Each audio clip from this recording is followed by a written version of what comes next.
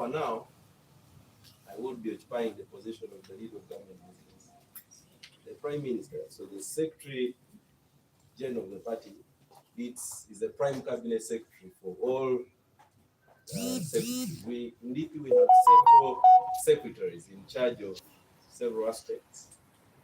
Mr. Bishaka is also a bit weak, he's not able to stand with us, but Mr. Barnabas Bishaka there is our National Executive Committee chair, secretary, deputy secretary in charge of elderly persons. And by definition of how you look at him, you see elderly and wisdom.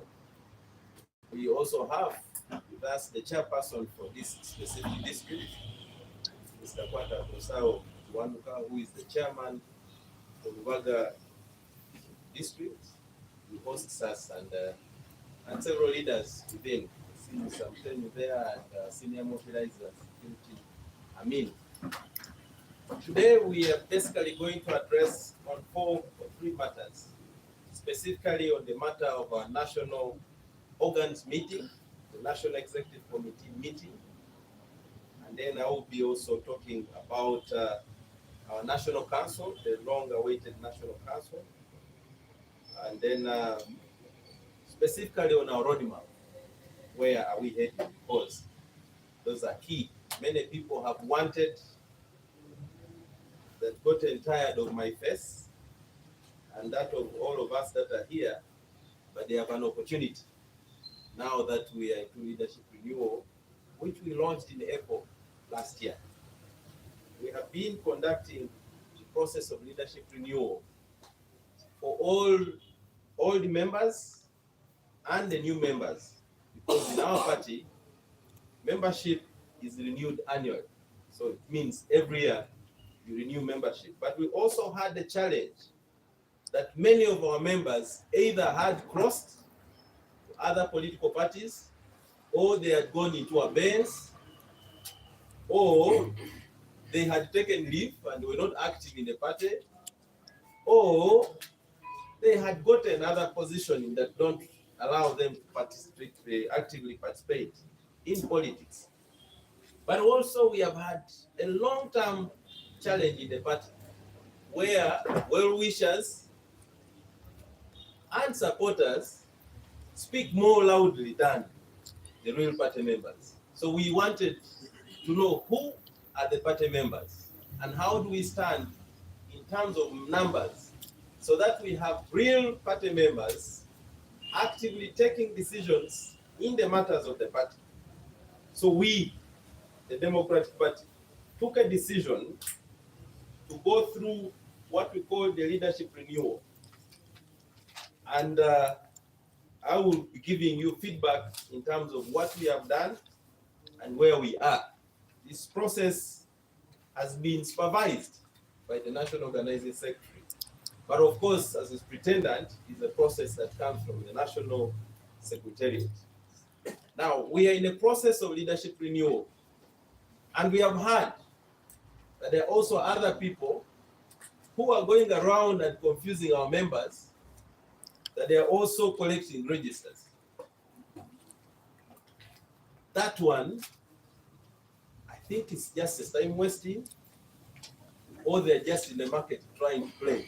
But the registers that we sent to the field were very authentic. They have a seal of the Secretary General, and they have also the hand and signature of the National Organizing Secretary. And these registers we sent to the field, they had serial numbers. So we recorded every serial number that went to a particular district. Now, during the process of bringing the return, we are going to also cross-check the serial number and the seal of the party. But also, if we get a serial number that went to Palisa, and we now find it in Mbarara, we shall ask how did it end up in Mbarara? Why are we doing that? We are doing that because we want to know exactly who are these members of this party. So that we have 10 million, then we know we have 10 million. We have 5 million, we know we have 5 million. We have 40, maybe like another party claims almost all members belonging to their party, then we know we have that. But of course, you know that's not a reality. Even the Communist Party of China, the mass party, the biggest party, does not even have 50 million Chinese registered as members of the party. You know? So when you have this will also help us. In the Democratic Party, we are supposed to have 22 elected leaders per village. I want to teach some Democrats on how you support your party without attaching to Tagwera, Siranda, or Imam Makumbi here. We have 90,000 villages in Uganda. 90,000 villages. Now, when you get 22 times 90,000 villages, you get about 1.9 million. 1.8, around there. So what is our calculation? Is that when we go to the polls as DP, first we expect all the 22 DP leaders to go to the ballot and cast for a DP. That's our calculation. We're already in the game. By only if we get the 22 per village, you know, you do a small mathematics there and you see the numbers we have. You will be surprised that by the time we speak about who has the numbers, who has the voters, and who can engage Ugandans, we already at stage, at the table of negotiation. Because we believe in negotiations as Uganda. We believe that the Uganda we have now, the winner takes it all, can no longer help bring all ideas on table. We are borrowing it from Kenya. In Kenya, Wetangula, the Right Honorable Speaker, Moses Masika Wetangula. So Wetangula, in his negotiation with his Ford Kenya, they negotiated that this is what they wanted, to have a stake in the government. We want to have a stake in the next government of Uganda. And this stake should not only be contributed by arrangement of a cooperation agreement alone by the leaders on top. We want the DP members to have a stake in the say of how Uganda will be run. We as DP have positioned ourselves that negotiations, mediation, national unity, national reconciliation, and national dialogue is the way to go. It brought South Africa to where it is. It gave Zimbabwe sanity a bit. It has proved that it has given Kenya a bit of sanity. Right from the KANU days of Moi, there has been an engagement. Under Mwai Kibaki, there was an engagement of a rainbow coalition of all parties.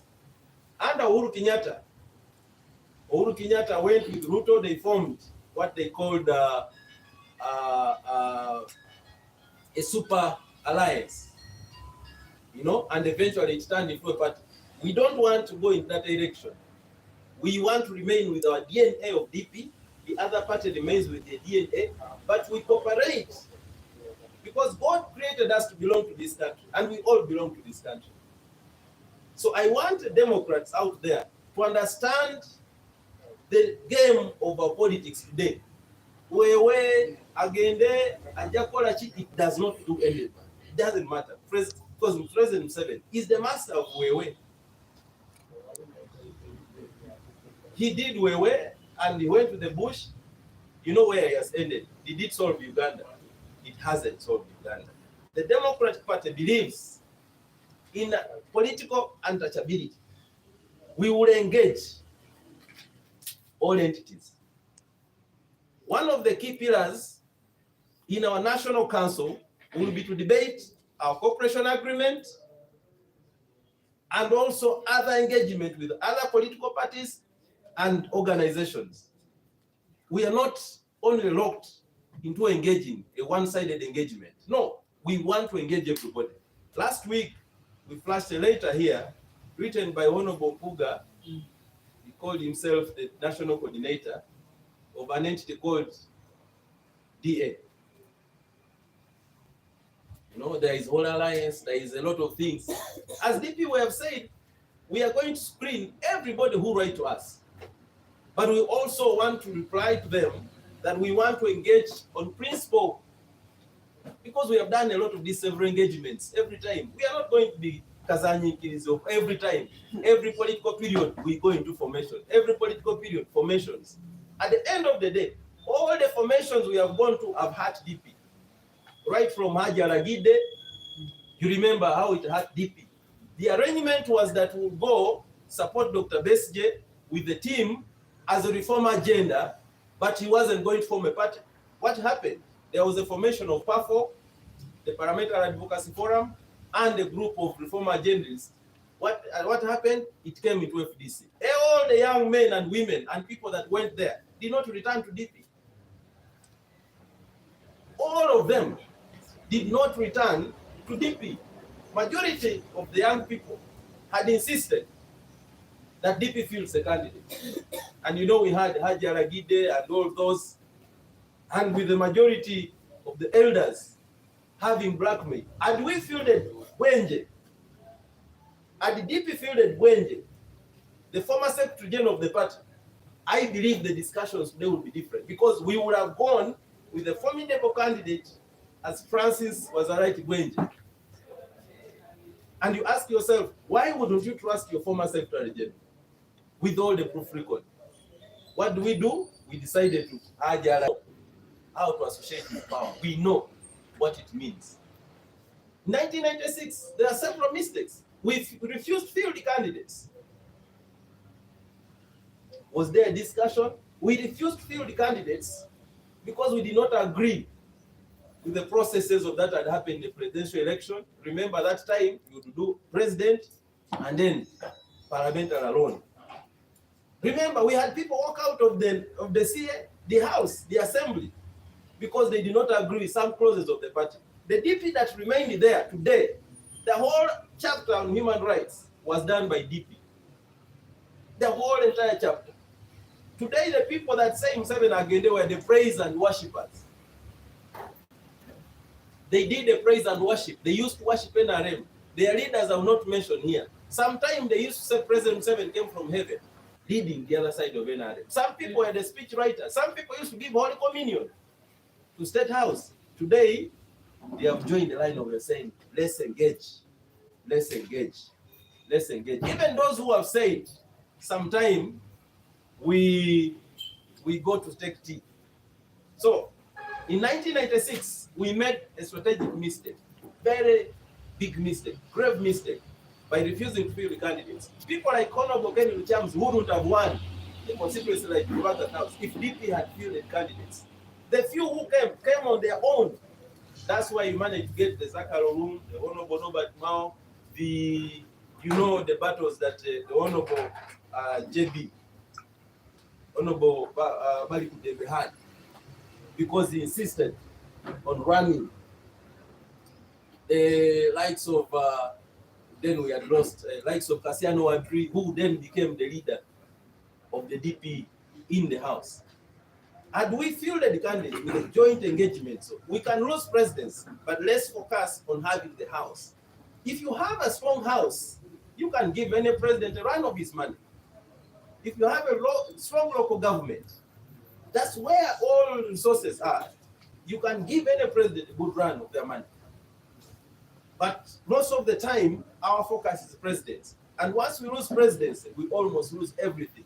And the few people that manage to go through, eventually, they cannot compete with the numbers in the House. Even if they have superior ideas, they cannot compete. We have a focus as DP. This time, in the National Council, to engage on how do we make sure we get solid candidates, and how do we facilitate candidates, how do we train candidates, and how do we make sure that once we have those that have managed to win, we are not going to field the candidates because we have to field.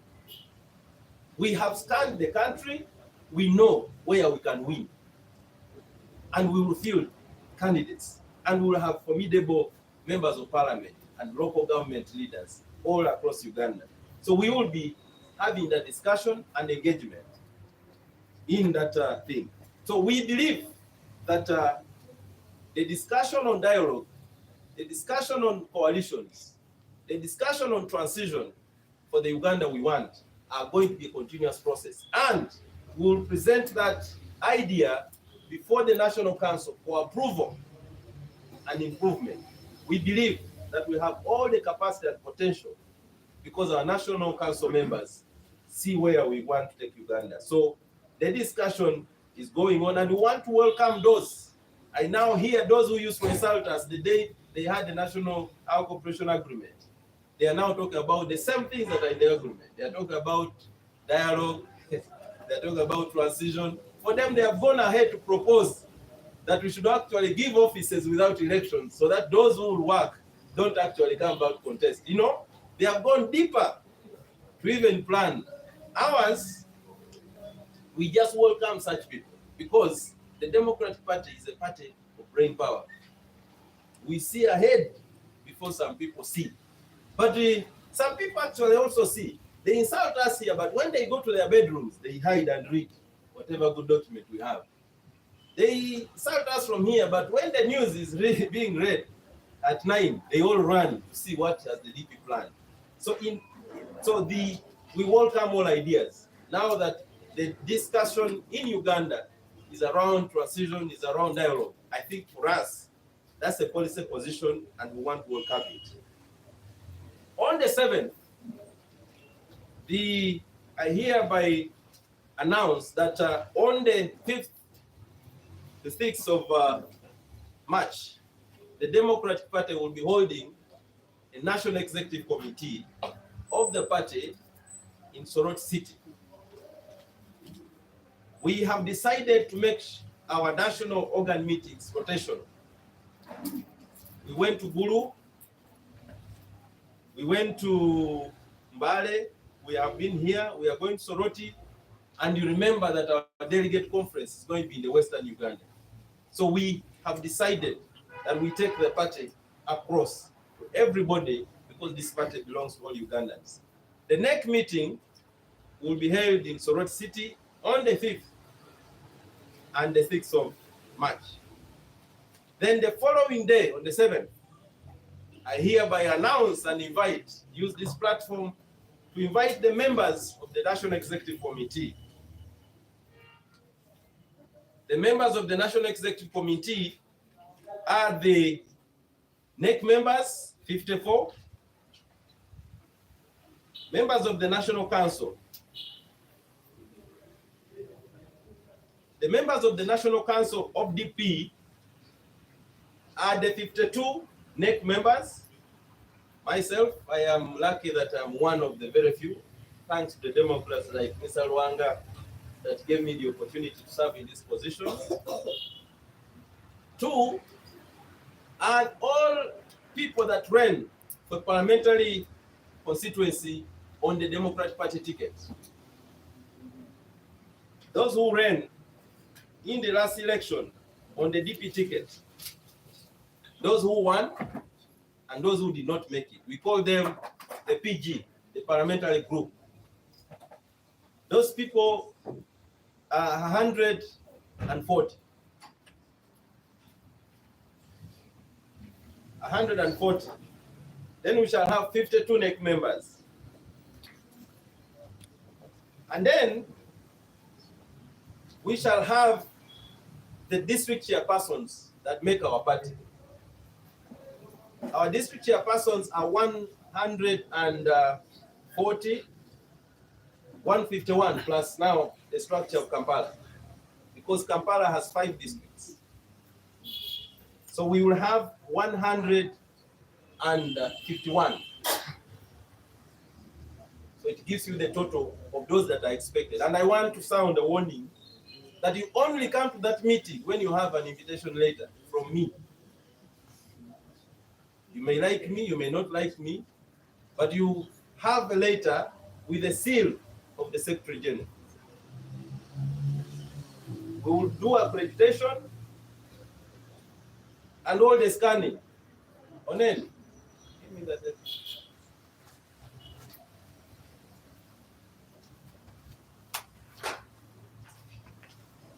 So we thank you, Sister. the Honorable Comrade again. So we have the notes here out.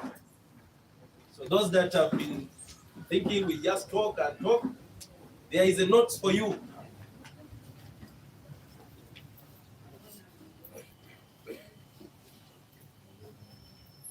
So there are notes for this meeting, very important meeting of our party that is going to have a key decisions on what we want to have. So this meeting is convened under Article 16. We don't do anything outside the powers. And that article only mandates one person in this party. Not even the president of the party, not even you, the member. Now, when you are someone who has been running outside on the media, lying Ugandans and talking a lot, I think you have work to do. This meeting is for those categories I've mentioned.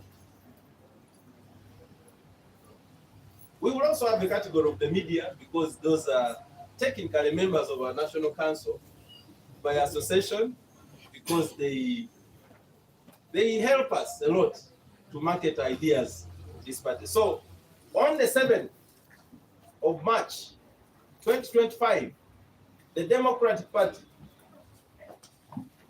under the powers given to me by the constitution of the party, as the Secretary General of the party, we have invited the National the National Council meeting with the agenda items as below. But the key items will be the presentation on reports. One of the reports is the Democratic Party activities stroke the annual reports by the Secretary General, the National Council, the entire report of what has been happening. The other report is the party roadmap for grassroots membership registration and leadership renewal. Members, this National Executive Council will be approving the roadmap for our party leadership renewal, but also the general elections. Now, if you have not registered in the DP book, the only advice I give you is to use the remaining days. The registration will be ongoing, but we shall have a cut-off point for the purposes of voting from the village level. And I presume that the next meeting I will appear here will be to give you a roadmap from voting from the village levels, because now we are at 70% of returns.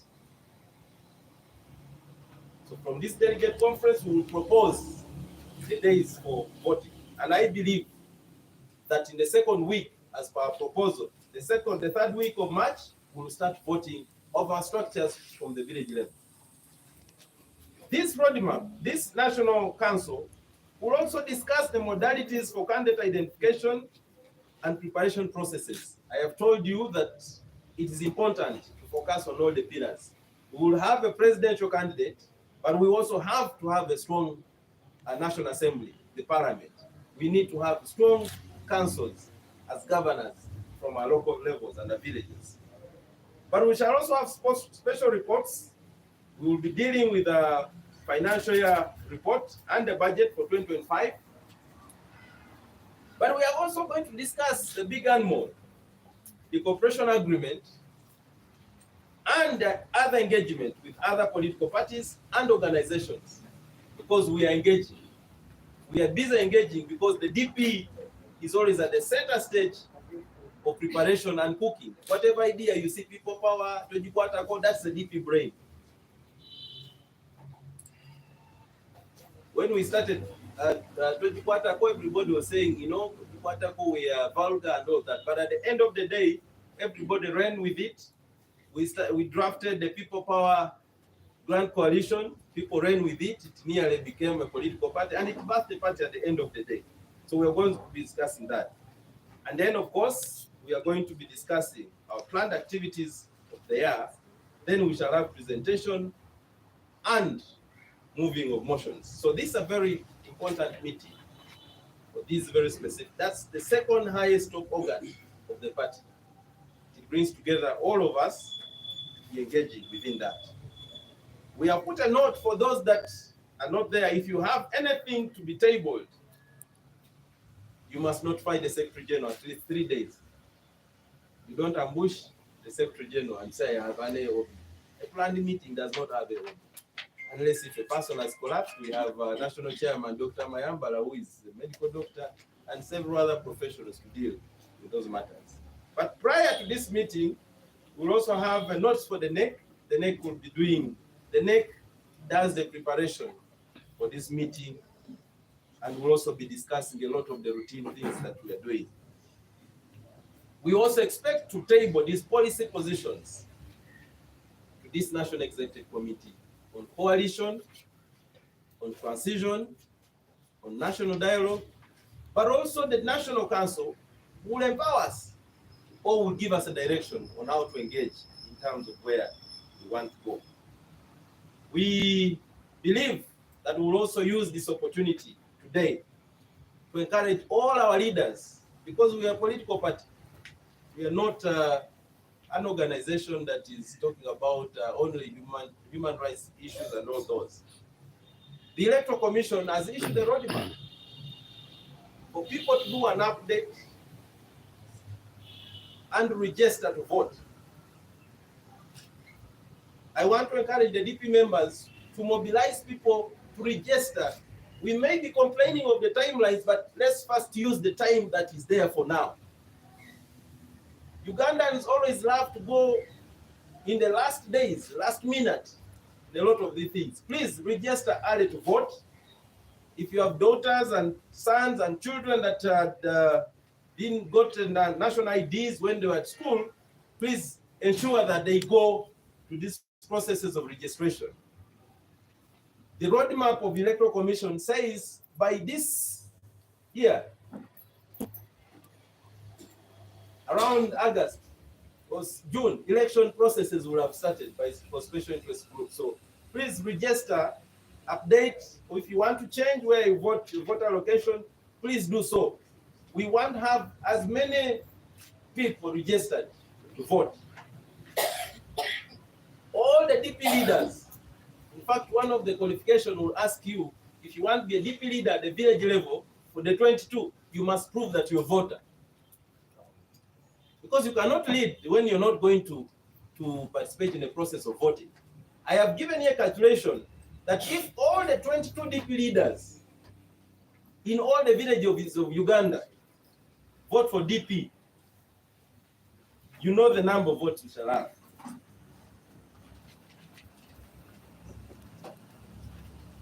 So DP will have about 1.8 million, starting with alone. Now, if you go to sub-counties and if you go to supporters, we can walk out of that election when we have a sizable number for us to compete. The winner in Uganda never gets 6 million votes. So we will have a way to push that this number we have. So if we come on table of dialogue, we will have come with the numbers that can push us to do an engagement. And you know, when the DP is engaging, we engage on policy position, we engage on spirit ideas of where we want to take Uganda. Uganda is a country. Uganda has an aging president. It's on the wall. The other day I saw him in Kololo talking to business community and saying, I am almost dying. This is the first time the president is appreciating and accepting that there is death. So when you have a president like that, he needs help of engagement in terms of where we want to go. We do not want to leave President Museveni with only option of those he looks at within his house. President Museveni should know that Uganda has several options. And how do you prove that their options is by engaging? You cannot inherit where you're running away and denying that you're not part of that family. You know, we are part of the bigger Ugandan family. And therefore, we must be part of the processes that want to present Uganda. The DP wants to present an alternative with solutions to Uganda. There is also in these processes of EC the process where we are updating voters and then a voter location. There are about 3 million young Ugandans outside Uganda, specifically in the Arab region, Oman, Saudi Arabia, um, Turkey, all those areas. But now the EC has put a timeline when these people are on contract outside Uganda. They are not in the diaspora, technically, because they went under specific arrangements. And our government of Uganda has signed agreements with those countries under the Ministry of Gender, Labor, and Social Development. Our call to EC is that there should be an arrangement where either at our embassies, specifically we do a mapping through the Ministry of Gender to know where are the majority of these people, so that we do an arrangement for those specific Ugandans. 3 million is a big turnover. If 3 million vote for a particular candidate, they can determine who wins an election. So we believe that we cannot leave those people votes wasted, because they will return in the country when the part of dates has gone. They will only participate in being in the rallies, and you see you have big crowd. At the end of the day, you don't have the real voters.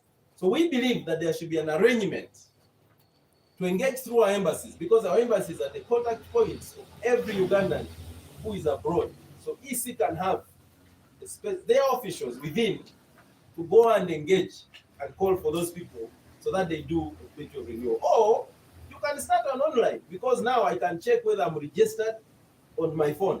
We can do an online so that we encourage a lot of those people to do online so that they update question on whether they're going to vote. Because a vote is a very important mechanism for you to determine who will be your leader, for you to determine who will control your budget, for you to determine who will give you a good policy position on education, on health, and all those aspects that one sees. So we believe that you don't only look at these people because they are majority are young, and then you say, oh, so the voting patterns, where are the young people voting for? Are they for or are they against? I think you don't do a law specifically because it suits you. You do a law because it's a good law, because tomorrow you'll be beneficiary of that good law. So the DP, being solution oriented, we have provided that as an alternative. We have written to EC to engage with them in details as a party, for us to discuss in details what do we see Uganda, how do we have a sense of ownership into this election, how do we see the end of insulting EC. You see an election officer, you see a person who is a thief and all that. How do we engage? They're only managing our elections. It's our election, so we must engage them to give them alternative and ideas on how we want to see a lot of these things. And of course, a lot of these changes would have been much easier if we had reforms, because the question of electoral reforms is the centerpiece for you to have a good, credible election, because the Supreme Court directed that there should be engagement. We in political parties, under the IPOD arrangement, we have had proposals. Under the National Consultative Forum, we have had proposals. Under the National Dialogue frameworks with the Interreligious Council, the Elders Forum of Uganda, the Interparty Organization for Dialogue, and the other entities, we have also had position and framed a lot of these proposals. The proposals that are on the table of the minister, when he was here, at the same time, the president of the party, he stated clearly what he is intended to do. We will continue pushing that we get those question of pieces of reforms within what we want to see, because they are a bigger centerpiece for Uganda. And I think for now, I wanted to concentrate on those key aspects. Unless if there is a question that I'm happy to answer.